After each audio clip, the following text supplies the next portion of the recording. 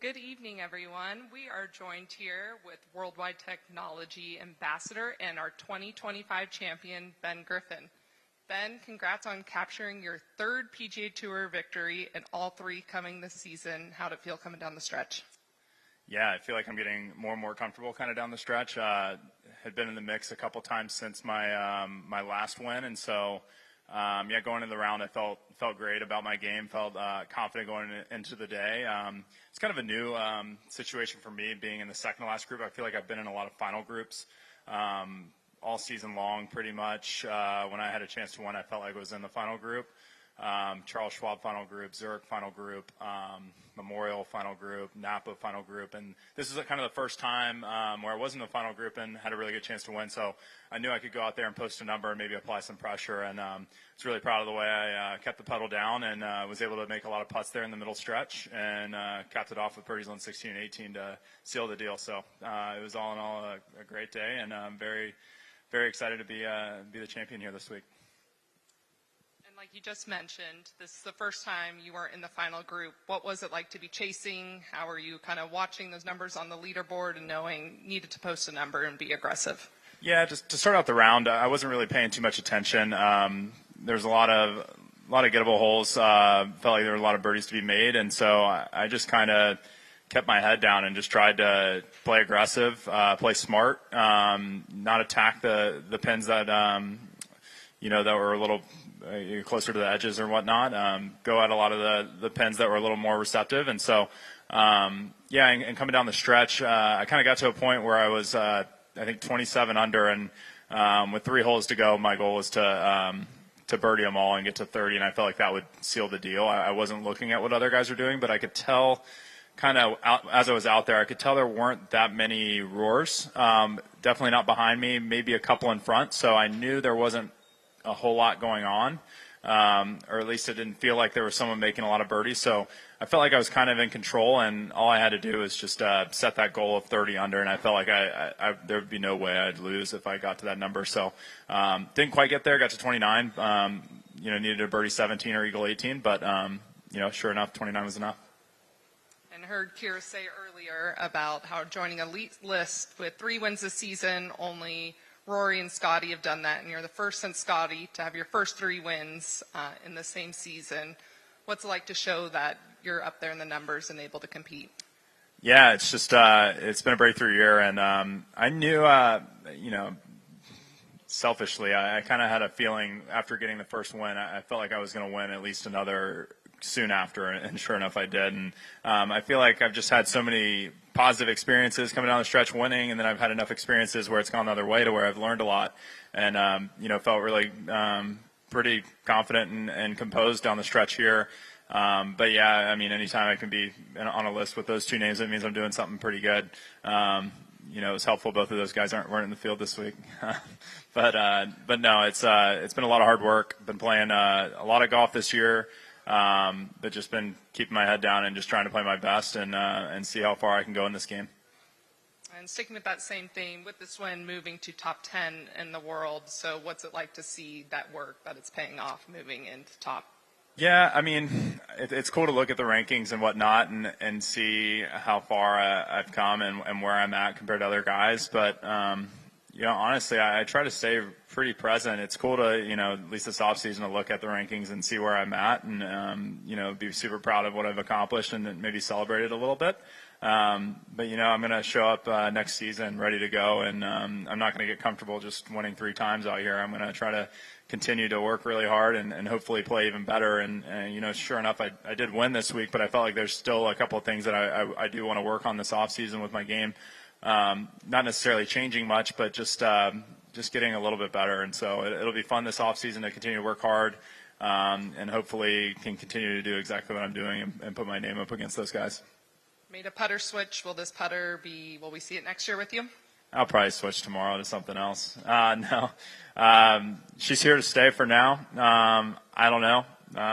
It's been a fun week trying that putter out. Honestly, I just wanted to – I actually looked a lot at the stats this year. I was 19 in strokes gained putting, and I was I believe I was the best blade putter on tour at 19, and all these guys ahead of me, had switched from blades to mallets, and it was just something I thought about, like, maybe what would happen if I used a mallet? And I felt like this was a good week for me to test it out, because so many guys here are, competing to try to get in the top 60 in the Aon Next 10 and qualify for Pebble and Riviera. Guys are trying to finish top 100, keep their cards, top 125. For me, I didn't have much to lose, and so it was a really great week for me to be able to experiment a little bit. This is something I probably wouldn't have done if it was the start of next season, and so I used it kind of as an opportunity to see what would happen if I tried a mallet putter out. And I was messing around a lot in our little studio that we've been living in for like a year because we've been renovating our house. But I have a little putting mat that I've been practicing on, honestly, a lot. And I'd mess around with all the different putters that I have. I probably have 15 putters up there, and Dana can attest to that. All the putters she trips on trying to get out of our little studio. But I was messing around with the Spider putter, and it felt really good up there. And I brought it out to the course on Saturday and Sunday before flying here, and played some good rounds, and said, why not? Let's see what happens. Sure enough, it worked. Last one from me for a bit before we open it up. Third consecutive worldwide technology ambassador to win. We're here in beautiful Los Cabos. You're at a lot of events and functions as an ambassador. Can you speak to the vibes here and the fans and the Mexican people here on what it's like to have the support? Yeah, this is always one of my favorite weeks of the year. I always call it the fifth major with all the executives at Worldwide Tech. It's really fun to come in here early. I've participated in the par 3, the Pro-Am with the first tee every year. So doing that on Tuesday was a lot of fun. I played with girl Maria. She had a great golf swing, and we made a lot of birdies. She made a lot of putts for me, which was very fun. But just starting with that, and then as the week goes on, there's a celebrity Pro-Am challenge where they bring in celebrities, and I'm able to interact with customers, clients, execs, employees, and it's really cool for me to have a partner like Worldwide Technology where I can come out here and compete and give them a good show, especially this week, and then also be able to interact with a lot of their customers and everyone else, with all their events. They have several events all week long, and they do business innovation summits. So last year I was able to listen to Jensen from NVIDIA speak, and it was so cool and eye-opening to see what he's kind of doing to transform the world from a technology standpoint. But just an awesome partner. I feel like I get along great with just about everyone, and it's been amazing to have them by my side, and I'm very grateful for their support. With that, we'll open up the questions. You have a question, raise your hand, and Patrick will bring a microphone over to you.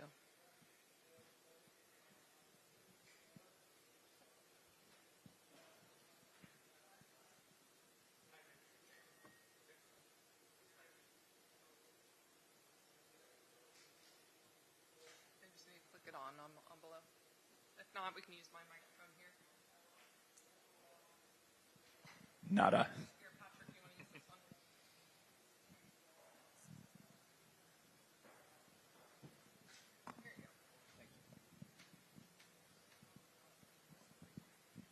Hi, Ben. Congratulations. My name is Freddy. It's for the Economist newspaper in Mexico City. Check. So my question is, how would you describe this year or this season for you? I mean, you won your 3 PGA titles this season. You're going to be top 10. Also, you participated in the Ryder Cup. So how would you describe this season for you? And also, I read in an article on the PGA website that in 2020 you had some financial complications to continue playing as a professional golf player. So what does it mean to be or to have this year after that moment? Thanks. Yeah, I think most people have kind of coined the term already for me, but breakthrough is just the easiest word to use. It's been I've had a lot of build-up going in this year of some good moments, but hadn't quite broken through in one. And so this year was able to not only do that, but win multiple times and then make the Ryder Cup team and then win again here. It's just been a lot of hard work and a lot of belief. And yeah, the other question, going back to 2020, when COVID hit, it was a tough time for professional golf. If you weren't on the Korn Ferry Tour and the PGA Tour, I was sitting in credit card debt for probably 8 months. When I quit golf, I was $17,000 in debt. Was relying heavily on my parents for rent, and and other things, and it was just a point in my life where I knew I needed to get out of golf and go into business. I mean, you write for The Economist, so go try to use my economics degree that I have from North Carolina and go into the real world. So I did that for a short stint. Fortunately, I had some incredible people in my corner, one of which is in here right now, Jesse Ahern from Missouri. He helped kind of jumpstart my career back with some funding, as well as Doug Sigg with Lord Abbott, Mike Swan. There's several other members at Highland Springs Country Club in Missouri that helped me out just through random connections. And so kind of got out of the loan officer job that I had and got back to golf. And man, did that give me a lot of self-belief, just having all the support in my corner to kind of come back to professional golf and keep my head down and just try to work hard and see how far I could get. And, you know, that basically started in 2022 when I was on the Korn Ferry Tour and worked my way onto the PGA Tour pretty fast. And then, just been a very steady climb since then. And just trying to work really hard, try to do the right things both on and off the course, and enjoy and savor the good moments. And it's been an incredible ride, and I'm just trying to not get super comfortable and just continue to see how far I can really go in this game, because it's been an incredible story, and I'm just so grateful. I can't believe all this is happening, but I'm not going to sit here and just try to admire it. I'm going to, keep using each event as fuel for the next one, and continue to work really hard. It's what Tiger Woods always did. It's what Scottie Scheffler's doing. I've got to try to continue to do all the right things to be great. Hi, Ben. Congratulations. My name is Olga. Time for Millennium. I just want to know, how do you feel as a person when you decide to come back to the golf with your selfish? Yeah, I felt revived. I was in a tough spot. I mean, I'm in debt, and I was actually enjoying working and getting away from golf. But I just had this amazing opportunity from the support of several people. Especially Lord Abbott. I mean, Doug Sigg, the CEO of Lord Abbott, and I agreed to a deal that was going to allow me to play professional golf and work really hard and have the same opportunities that some guys on the Korn Ferry Tour and PGA Tour were having, where when I was in debt, I couldn't afford to even go and train with a trainer. You're trying to make ends meet and try to make money as fast as possible, and I just wasn't. And so I just felt revived and felt like I just had an incredible amount of support and so many people in my corner that wanted me to accomplish good things in golf, and that's ultimately why I decided to come back. It wasn't like I really wanted to go back to golf, but I just felt like I had so much support and so many signs telling me I needed to go play golf. And sure enough, all these signs are right. I don't know. The world's a crazy place. You just have to have a lot of belief and take advantage of those unique opportunities. I'm so grateful that I was able to have an opportunity to come back and play golf. Hi, Ben. Nicolás Schiller for El Universal Deportes. What do you think was the key moment this weekend, and what does this tournament make different from the both previous wins you had this season?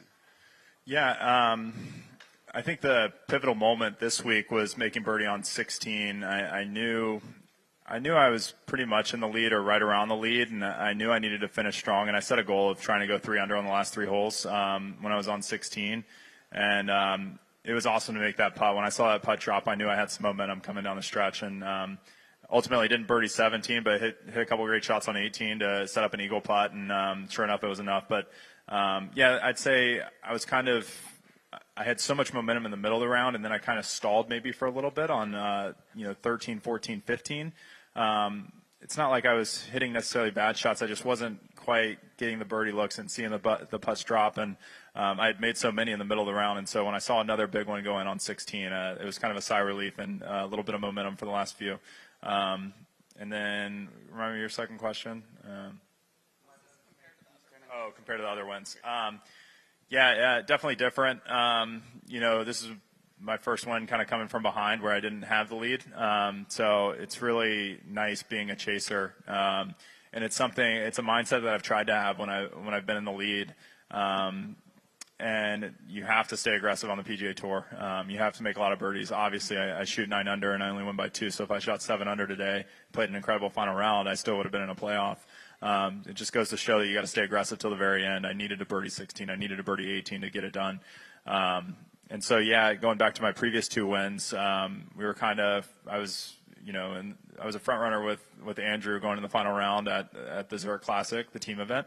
and it was a little different mindset. And also, it's alternate shot format, so I'm hitting half the amount of shots that I did today, and so that one was a bit different. But I was super proud of not only the way I finished, but especially Andrew. I mean, we both pulled off incredible shots down the stretch to seal the deal there, and then Charles Schwab, I felt like the course was really, really difficult. It almost felt like a U.S. Open. If you're just in the rough, it was so hard to hit the greens. And so making pars was really good. And I made a lot of pars on the back nine to ultimately get it done there. And here it was more, I needed to be aggressive. So, yeah, it was nice to be in the second last group. I think that freed me up a little bit. And I was able to go out and attack early and quickly build some momentum. And it was nice in the middle stretch to make a lot of putts, and that's what got it done.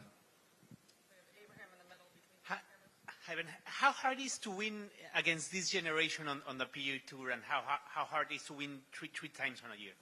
Yeah, it's really hard.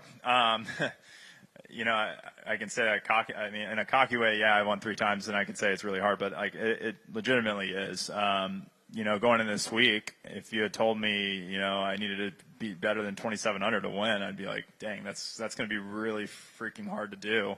Even if there's not much wind, you still got to hit incredible shots. You never know if you're going to short side yourself on this golf course. It's so easy. Like a hole like yesterday, a lot of the media was talking about 15, the back left pin location.